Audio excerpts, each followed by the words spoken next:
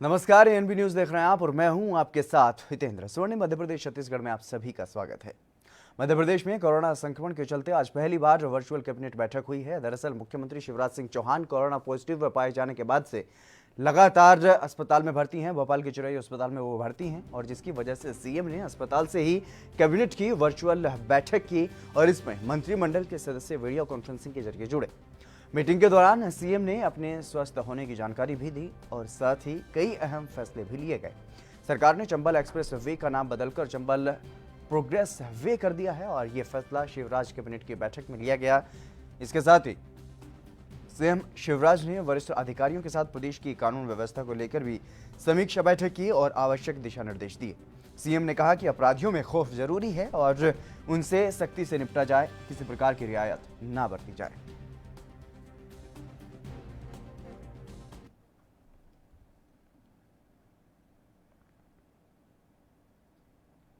छत्तीसगढ़ में लॉकडाउन को बढ़ाए जाने के बाद सरकार ने एक और फैसला लिया है। अब विधानसभा सचिवालय का संचालन भी 6 अगस्त तक बंद रहेगा और छत्तीसगढ़ विधानसभा के प्रमुख सचिव द्वारा कोरोना वायरस के संक्रमण के फैलाव को रोकने के लिए आदेश जारी किया गया है। पहले भी 22 से 28 जुलाई तक कार्यालय का संचालन बंद रखने के निर्देश जारी किए गए थे और अब इसी फैसले को आगे बढ़ाते हुए 6 अगस्त तक विधानसभा सचिवालय को बंद किया गया है।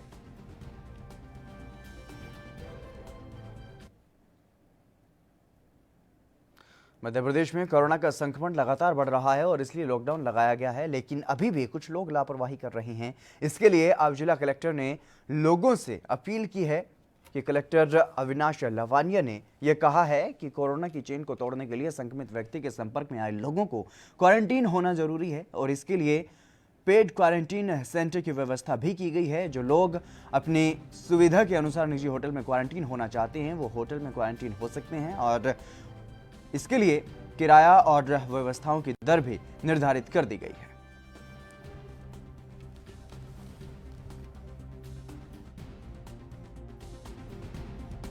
आसपास के जो फर्स्ट कॉन्टैक्ट्स हैं उन सभी को हम लोग अनिवार्यतः इंस्टीट्यूट में क्वारंटाइन कर रहे हैं।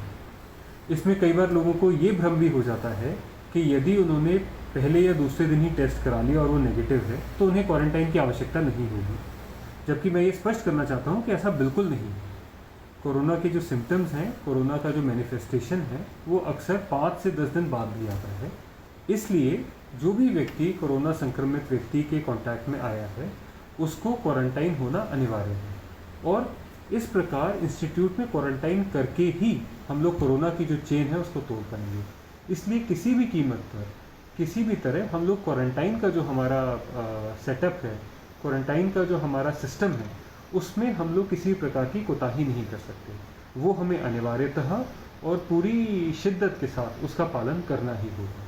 इसलिए मेरा आप सबसे आग्रह है कि जो हम क्वारंटाइन कर रहे हैं उसमें भी आप सब लोग हमें आगे आकर सहयोग करें। छत्तीसगढ़ में लॉकडाउन लगाया गया है और राजधानी रायपुर में लगातार कोरोना मरीज बढ़ रहे हैं, जिसे देखते हुए पुलिस अब काफी सख्त हो गई है। रायपुर के कलेक्टर और एसएसपी खुद मौके पर जाकर दिन रात निगरानी कर रहे हैं। कंटेनमेंट जोन की निगरानी ड्रोन कैमरों से भी की जा रही है। आपको बता दें कि कोरोना के बढ़ते मामलों को लेकर के राजधानी रायपुर समेत पूरे छत्तीसगढ़ में 6 अगस्त तक लॉकडाउन बढ़ाया गया है और पुलिस प्रशासन को सख्त दिशा निर्देश दिए गए हैं ताकि कोरोना के संक्रमण की रफ्तार को रोका जा सके।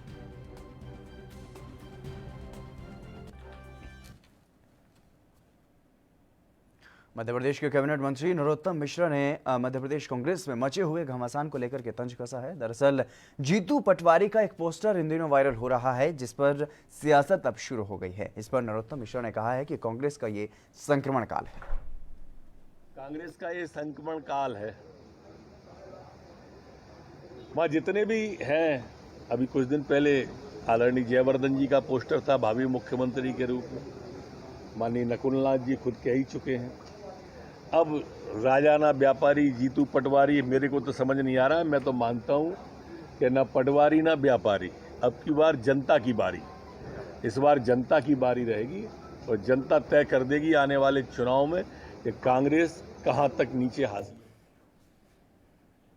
मध्य प्रदेश के कैबिनेट मंत्री विश्वास सारंग ने कोरोना को लेकर सरकार के काम की जानकारी दी है। उन्होंने कहा है कि कोविड संकट से जनता को निजात दिलाने के लिए सरकार हर तरह से काम कर रही है। वहीं कांग्रेस पार्टी पर इस दौरान विश्वास सारंग जमकर बरसे। उन्होंने कहा है कि जो मंत्री और विधायक कांग्रेस छोड़कर बीजेपी में शामिल हुए हैं वो बिकाऊ नहीं बल्कि टिकाऊ हैं।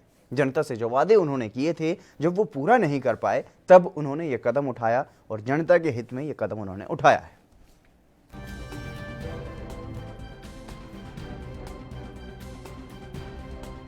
जिन विधायकों ने कांग्रेस से इस्तीफा दिया है उन्होंने किसान की चिंता करके इस्तीफा दिया है। कांग्रेस की 15 महीने की सरकार ने मध्य प्रदेश का बेड़ा गर्क कर दिया। किसान का कर्जा माफ नहीं हुआ, युवाओं को बेरोजगारी भत्ता नहीं मिला, अर्थव्यवस्था चरमरा गई, तबादला उद्योग फल फूल गया। और इसीलिए तो वो विधायक जिन्होंने कांग्रेस के टिकट पर जनता के बीच जाकर वादे किए थे और जब वादे पूरे नहीं हुए तो उन्होंने जनता के प्रति कृतज्ञता ज्ञापित की और कहा कि जिस मुद्दे को लेकर हमने चुनाव में आपसे वोट मांगा था वो मुद्दे पूरे नहीं हुए, इसलिए उन्होंने कांग्रेस छोड़ी है। ये बिकाऊ नहीं है बल्कि ये टिकाऊ है जिन्होंने कांग्रेस छोड़ी है। वो विधायक जिन्होंने अपने विधायक पद का जनता के हित में उसको ठुकराया है, उससे बड़ा सैक्रिफाइस या त्याग कुछ नहीं हो सकता। और चुनाव में तो दूध का दूध और पानी का पानी समझ में आ जाएगा। अभी तो कमलनाथ जी और कांग्रेस के नेता इस बात की चिंता करें कि जो उनके अभी विधायक हैं वो बने रहें। अभी तो वही विधायक छूट के जा रहे हैं।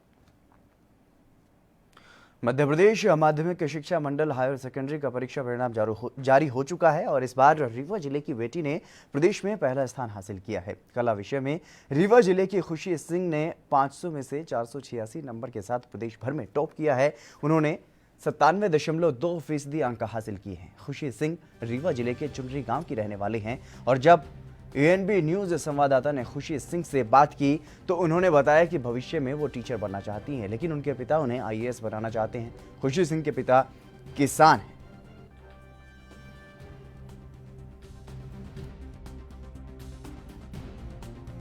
प्रदेश माध्यमिक शिक्षा मंडल का रिजल्ट घोषित हो चुका है और हायर सेकेंडरी का रिजल्ट घोषित होने के बाद आज रीवा जिले के त्योंथर जनपद की बिटिया ने प्रदेश में पहला स्थान प्राप्त करके त्योंथर का ही नहीं पूरे रीवा जिले के साथ साथ प्रदेश का मान बढ़ाया है। एएनबी न्यूज़ की टीम पहुंच चुकी है खुशी सिंह के घर पे। आइए हम बात करते हैं खुशी सिंह से। आपने प्रदेश में पहला स्थान प्राप्त किया, कैसा लग रहा है आपको? हमको बहुत अच्छा लग रहा है। आप पढ़ाई कोरोना काल में जब आप लोगों का पेपर हो रहा था उस समय पे लॉकडाउन लग चुका था, तो उस समय पे कोई दिक्कत या परेशानी नहीं? इसका ज़्यादा हमारे एग्ज़ाम पर असर नहीं पड़ा था क्योंकि हमारे पहले भी जो हम एग्ज़ाम दे चुके थे उसमें बहुत अच्छे मार्क्स आते थे, इसलिए ज़्यादा असर हमारे एग्ज़ाम पर नहीं पड़ा था। कितने नंबर आपको मिले हैं अभी?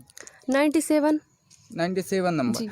प्रदेश में पहला स्थान आते ही आपके कई सारे रिलेटिव या सर लोग बहुत जगह जगह से बधाइयाँ आपको आ रही होंगी। क्या आपको पहली बार ऐसी बधाई आ रही है या फिर पहले भी आ चुकी है? नहीं, ये पहली बार आ रही है। लेकिन हम जो पहले भी पेपर दे चुके थे जैसे 10th का हो गया, इसमें भी अच्छे मार्क्स आते थे, लेकिन ये पहली बार प्रदेश में टॉप के, इसलिए हमको बहुत अच्छा महसूस हो रहा है। 10वीं में आपका कितना % आया था? 79 आया था। 79%। अब आप आगे अपने कैरियर में क्या करना चाहती हैं? मैं फ़िलहाल टीचर बनना चाहती हूँ। चलिए, बहुत बहुत धन्यवाद। अभी हमारे साथ प्रदेश में पहला स्थान प्राप्त करने वाली खुशी सिंह थी और यहाँ पे खुशी सिंह के टीचर भी बैठे हुए हैं। आइए इनसे भी हम बात करना चाहेंगे। सर, आपकी स्कूल की बिटिया ने प्रदेश में पहला स्थान प्राप्त कर आपके ज़िले का ही नहीं आपकी स्कूल का भी नाम गौरवान्वित किया है, इससे कैसा आपको लग रहा है? देखिए, इससे बहुत अच्छा लग रहा है क्योंकि ये विद्यालय जिस क्षेत्र में बना है, जहाँ पर बना है, इनको जो भी सुविधाएं, सीमित सुविधाएं मिलती थी उन सब का हमने सदुपयोग करके और बच्ची को मार्गदर्शन दिया, जिसका परिणाम आज वो सामने है और मध्य प्रदेश में प्रथम स्थान प्राप्त किए।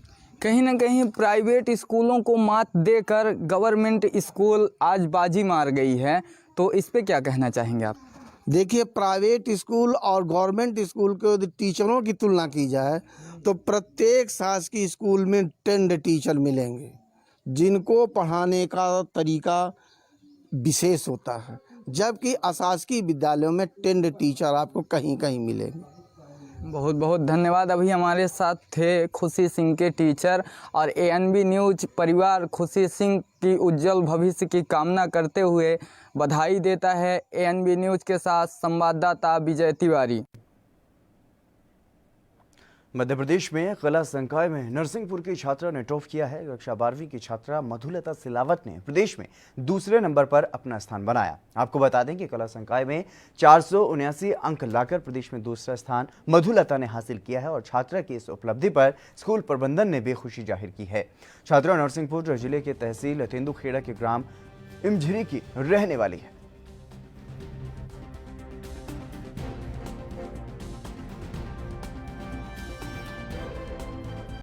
अपने परीक्षा परिणाम जानकर बहुत ही खुशी हो रही है।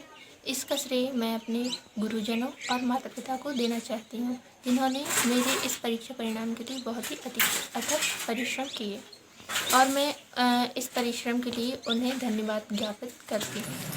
हमारे स्कूल की छात्रा मधुलता डॉक्टर आभूषण सिलावट ने प्रदेश की कला संकाय की जो मेरिट सूची है उसमें द्वितीय स्थान प्राप्त किया है। बच्ची को बहुत बहुत बधाई और पालक को बधाई और साला परिवार को जिन शिक्षकों ने उनको पढ़ाया है उनको भी बहुत बहुत बधाई। और मैं कामना करता हूँ कि बच्ची भविष्य में बहुत अच्छा नाम रोशन करे, अपने घर का भी, परिवार का भी। और मध्य प्रदेश के मुख्यमंत्री शिवराज सिंह चौहान कोरोना से संक्रमित पाए जा चुके हैं और उनके स्वास्थ्य लाभ के लिए प्रदेश भर में जगह जगह पर हवन पूजन के कार्यक्रम किए जा रहे हैं। राजस्थान के बेगमगंज में श्री सिद्ध शिवालय धाम में क्षेत्रीय विधायक और पूर्व मंत्री रामपाल सिंह ने भगवान शिव का जलाभिषेक किया और पूजा अर्चना की। भोलेनाथ से प्रार्थना की गई कि वो जल्द ही स्वस्थ हों और पूरी तरह से स्वस्थ होकर मध्य प्रदेश की सेवा करते रहें।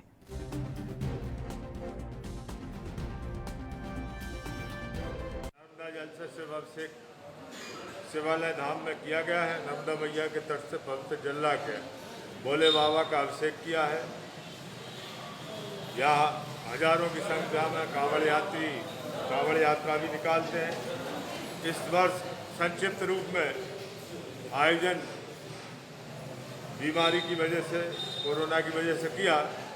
आज हमने शिवाभिषेक हमारे विद्वान पंडितों द्वारा यहाँ पर कराया है। इसमें सबके कल्याण की कामना की है। हमारे लोकप्रिय नेता माननीय मुख्यमंत्री जी शिवराज जी चौहान साहब वो भी जनता की सेवा करते करते जब से चार्ज मिला, कोरोना से लड़ाई लड़ते हैं, वो जल्दी स्वस्थ हो, ये प्रार्थना भोले बाबा से की गई है और सब क्षेत्र की जनता के कल्याण की कामना की है। कांवड़ यात्रियों के द्वारा जो भोले बाबा का भक्ति भाव से आके सबके कल्याण के लिए कामना करते हुए क्षेत्र के विकास, क्षेत्र के कल्याण, प्रदेश के और सबके कल्याण की कामना करने के लिए आज भोले बाबा का अभिषेक किया गया है। चलिए फिलहाल रुकेंगे एक छोटे से ब्रेक के लिए, जल्द हाजिर होंगे।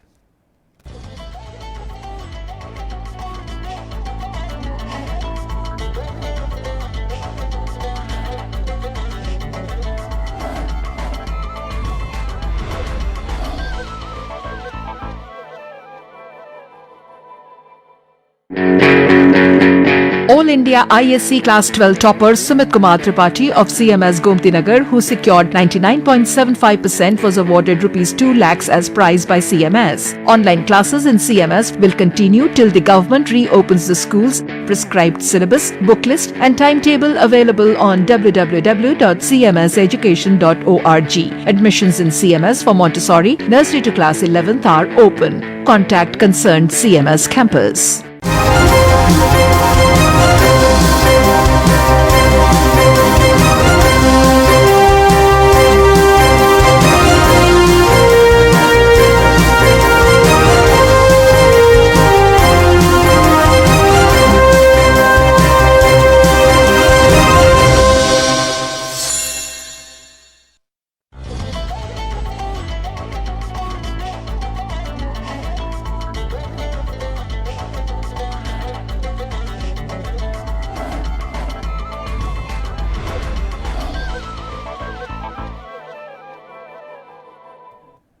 ब्रेक के बाद एक बार फिर से आप सभी का स्वागत है। स्वर्णिम मध्य प्रदेश छत्तीसगढ़ में खबरों में आगे बढ़ेंगे। कोरोना वायरस से संक्रमण लगातार बढ़ रहा है और इससे बचाव के लिए छत्तीसगढ़ के राजनांदगांव जिले की पुलिस और प्रशासन सतर्क हैं। सभी से लॉकडाउन और कोरोना नियमों का पालन कराए जाने की कोशिश की जा रही है। बौरतलाब में थाना प्रभारी ने जागरूकता फैलाने के लिए एक रैली भी निकाली जिसमें कोरोना नियमों का ध्यान रखा गया और लोगों को जागरूक करने की कोशिश भी की गई। जो लोग नियमों की अवहेलना करते हुए पाए गए उन पर कार्रवाई भी की गई।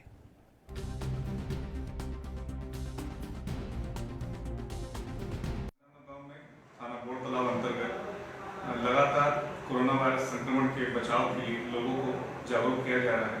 इसी कड़ी में आज 27 जुलाई 2020 को जिला पुलिस बल CF ITBP के द्वारा अधिकारी कर्मचारियों के माध्यम से एक जागरूकता अभियान के लिए एक रैली निकाली गई, जिसमें सामाजिक दूरी बना करके मास्क लगा करके हर अधिकारी कर्मचारी द्वारा प्रत्येक दुकानों में जा करके लोगों को समझाइश दी गई। आवागमन करने वाले लोगों को जो मास्क नहीं लगाए थे उन्हें हिदायत दी गई और जो नियमों की अवहेलना कर रहे थे ऐसे लोगों पर चालानी कार्रवाई भी की गई।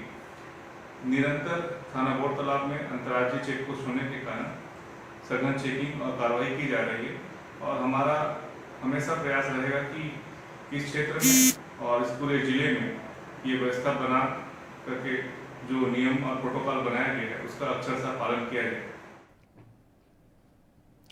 मध्य प्रदेश के बालाघाट में कोरोना को लेकर पुलिस सख्त है और कोरोना गाइडलाइंस के मुताबिक सार्वजनिक स्थानों और प्रतिष्ठानों में मास्क पहनना और सोशल डिस्टेंसिंग का पालन करना अनिवार्य है और जो कोरोना के नियमों की पालना नहीं कर रहे हैं उन पर कार्रवाई भी की जा रही है। प्रशासन सख्ती दिखा रहा है लेकिन फिर भी कुछ लोग कोरोना नियमों का पालन नहीं कर रहे हैं जिन पर चालानी कार्रवाई भी की जा रही है। शहर के सीएमओ ने राजस्व और पुलिस अमले की संयुक्त कार्रवाई में बगैर मास्क पहने घूमने वालों पर चालानी कार्रवाई करते हुए एक हफ्ते में 35,700 रुपये वसूले हैं। इसके अलावा आम लोगों को कोरोना नियमों की पालना के लिए हिदायत भी दी जा रही है।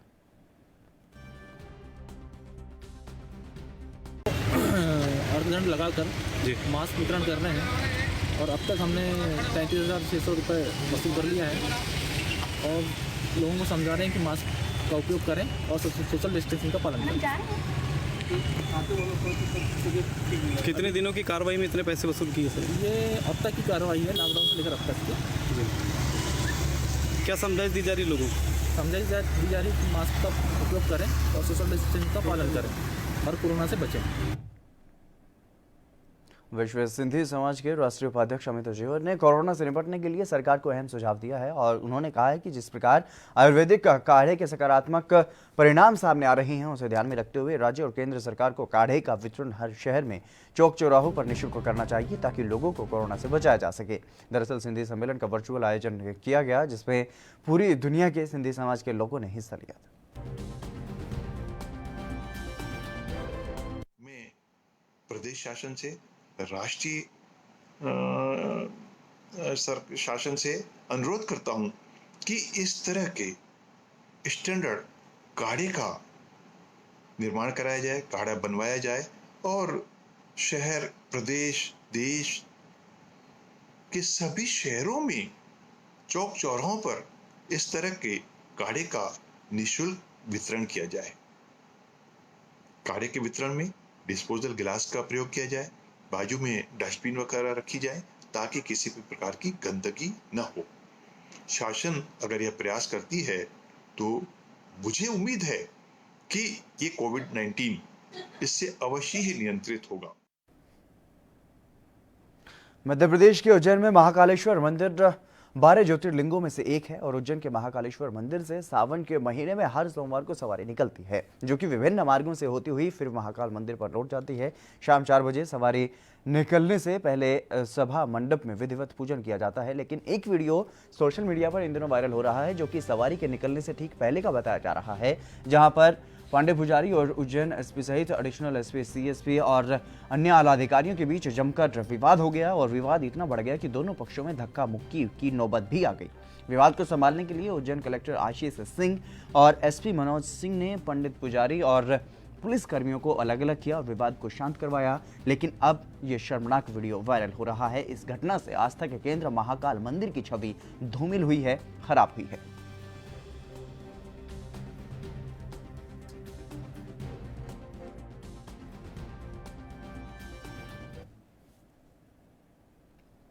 छत्तीसगढ़ के राजनांदगांव में शहर के सर्राफा व्यापारी सुनील भरड़िया पर थाना बसंतपुर में धोखाधड़ी का मामला दर्ज किया गया है। भरड़िया ने 4 साल पहले फरियादी कन्हैया लाल जैन से 30 लाख रुपए उधार लिए थे और उसके बाद बीच में थाने में ही समझौता भी हुआ था कि 2-2 लाख की किस्तों में वो वापस पैसे कर देगा। लेकिन आनाकानी करने पर कन्हैया लाल जैन ने बसंतपुरा थाने में फिर से रिपोर्ट लिखाई है, जिस पर अब 420 का मुकदमा दर्ज कर लिया गया है।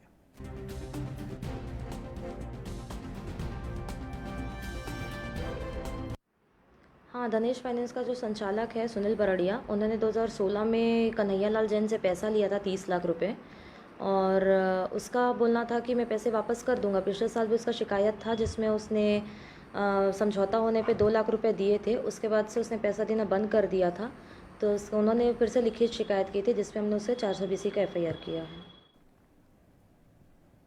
छत्तीसगढ़ के गौरेला में कोरोना लॉकडाउन के दौरान एक किसान पर जानलेवा हमला किया गया। घटना गुम्माटोला गांव की है, जहां पर एक किसान पर गोली चलाई गई और अज्ञात व्यक्ति ने इस वारदात को अंजाम दिया है। घटना के बाद उन्हें गंभीर हालत में बिलासपुर रेफर कर दिया गया है और जिसके बाद गौरेला पुलिस ने अधिकारी मौके पर पहुंचे और घटनास्थल पर मामले की जांच में जुट गए। जानकारी के अनुसार किसान बाबूलाल पर हमले के पीछे जमीन विवाद का कारण हो सकता है। दिन दहाड़े गाँव में फायरिंग की वारदात से गाँव में दहशत का माहौल है।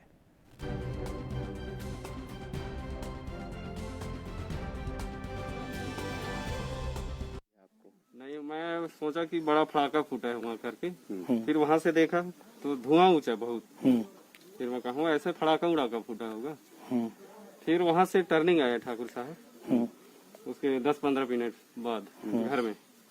फिर देखा तो खून यहाँ, फिर गए घर में, फिर लगाया 112 को। उसके बाद फिर 112 आने के बाद फिर यहीं आए, फिर खुलवाए यहाँ फाटक। उसके बाद फिर देखा वहाँ खोज रहा, वहीं पर चश्मा पड़ा था, फिर वही देखे। फिर बाबूलाल ठाकुर घायल अवस्था में अस्पताल लाया गया है। इस सूचना पर भी सीधे हम गांव पहुंचे हैं, तो गांव में गांव वाले बताए हैं कि यहाँ धमाके की आवाज हुई और बाड़ी तरफ से जो अपने चिकनी टोला पारा है, जो मिडिल स्कूल है उसके सामने जो खेत है, उस तरफ से धुआं देखा गया है और बाबूलाल स्कूल तरफ से आकर गुम्मा टोला तरफ जा रहे थे, तो उनको गीला गीला लगा तो उन्हें चेक किया तो ब्लड निकला हुआ दिखा, तो वापस घर आए और घर से फिर वो वैन से अस्पताल गए हैं। अभी तक ये जानकारी मिली है। अभी तत्काल पुलिस मौके पर और जांच कर रही है। अभी कुछ भी कहना जल्दबाजी होगा, निष्कर्ष निकलेगा उसके बाद ही कुछ। देश के कई हिस्सों में मानसून सक्रिय है और ऐसे में आसमान से कई जगहों पर आफत भी बरस रही है। छत्तीसगढ़ के जशपुर में आकाशीय बिजली गिरने से दर्दनाक हादसा हो गया, जिसमें 2 सगे भाइयों की घटनास्थल पर ही मौत हो गई। घटना जिले के फरसाबहार थाना क्षेत्र के गांव अंबा कछार की है और जानकारी के अनुसार मृतक युवक जनक और जनकू, जिनकी उम्र 25 से 30 साल के बीच बताई जा रही है, वो अपने खेत में अन्य मजदूरों के साथ काम कर रहे थे। धान की रोपाई करवाते समय सुबह लगभग 11:30 बजे अचानक आकाशीय बिजली चमकने लगी और जब तेज बारिश शुरू हुई तो दोनों भाई बरगद के पेड़ के नीचे खड़े हो गए। इसी बीच इनके ऊपर आकाशीय बिजली गिर गई और घटनास्थल पर ही उनकी मौत हो गई।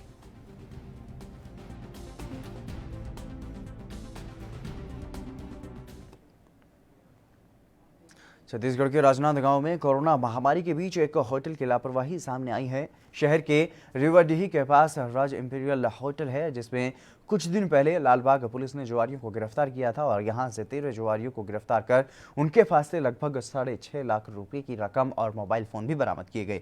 साथ ही लॉकडाउन का उल्लंघन और कमरे में 13 लोगों को एक कमरा दिए जाने के आरोप में होटल संचालक पर भी मामला दर्ज किया गया है।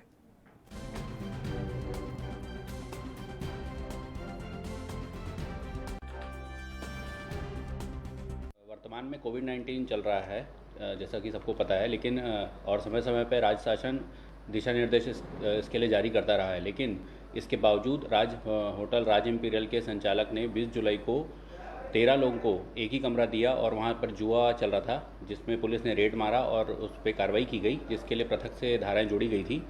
अब फिलहाल उन्होंने क्योंकि कोविड-19 के दिशा निर्देशों का उल्लंघन किया है, इसलिए उनके खिलाफ FIR की गई, जिसमें 188, 269 और 270 की धारा जोड़ी गई है। छत्तीसगढ़ में नक्सली अपने मारे गए साथियों की याद में शहीदी सप्ताह मना रहे हैं और इसके लिए बस्तर संभाग में पुलिस सतर्क हो गई है। लाल रंग के बैनर में नक्सलियों ने 28 जुलाई से 3 अगस्त तक बंद का आह्वान भी किया है और आज से ही नक्सलियों का यह हफ्ता शुरू हो गया है, जिसे लेकर बस्तर में अलर्ट है।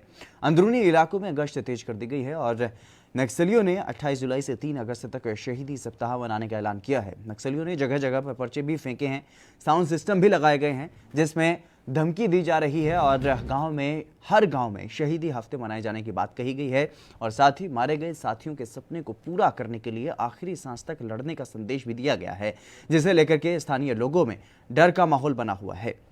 तो लगातार जिस तरीके से छत्तीसगढ़ में नक्सलियों का सफाया किया जा रहा है और जिस तरीके से नक्सलियों को मुंह की खानी पड़ रही है, उससे वो बौखलाहट में भी हैं और अनेकों हमले भी किए जा रहे हैं सुरक्षा बलों के जवानों पर। और अब उन्होंने अपना उनके जो साथी मारे गए हैं उनकी याद में शहीदी सप्ताह मनाने का भी ये निर्णय लिया है और याद से शुरू हो गया है और इसी को लेकर के अब पुलिस भी वहां पर सतर्क हो गई है।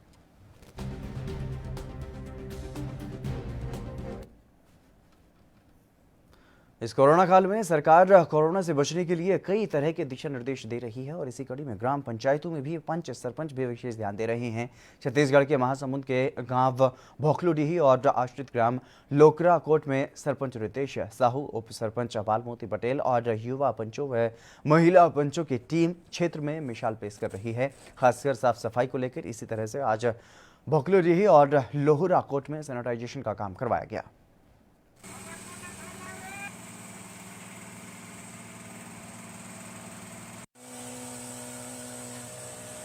नमस्कार, हम आज छत्तीसगढ़ महासमुंद जिला के अंतर्गत पिथौरा ब्लॉक में पहुंचे हैं। पिथौरा ब्लॉक के ग्राम पंचायत भोखलुडीही में सरपंच रितेश साहू पंचगणों के साथ में आज ग्राम पंचायत में सैनिटाइज करवा रहे हैं। आइए हम मिलते हैं रितेश साहू जी से। साहू जी बताएंगे वैश्विक महामारी कोविड-19 कोरोना का इस वैश्विक संकट में आज हमारे ग्राम भोखलुडीही तथा हमारा आश्रित ग्राम लोहराकोट में हमारे पंचगण तथा हमारे पंचायत के पदाधिकारियों के सहयोग से हम लोग सैनिटाइज कर रहे हैं ताकि कोरोना का इस संकट में हम लोग को कुछ आम जन को स्वस्थ रहें। Loknath Khunte, ANB news Mahasamund. चलिए स्वर्णिम मध्य प्रदेश छत्तीसगढ़ में फिलहाल बस इतना ही। आप बने रहिए एएनबी न्यूज के साथ।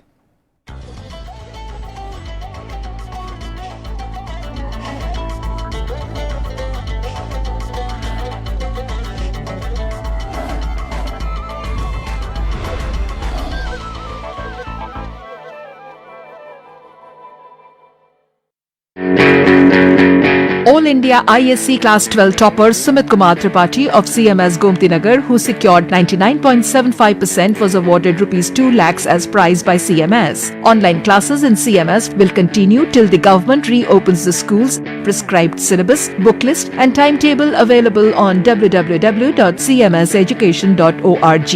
Admissions in CMS for Montessori, nursery to class 11th are open. Contact concerned CMS campus.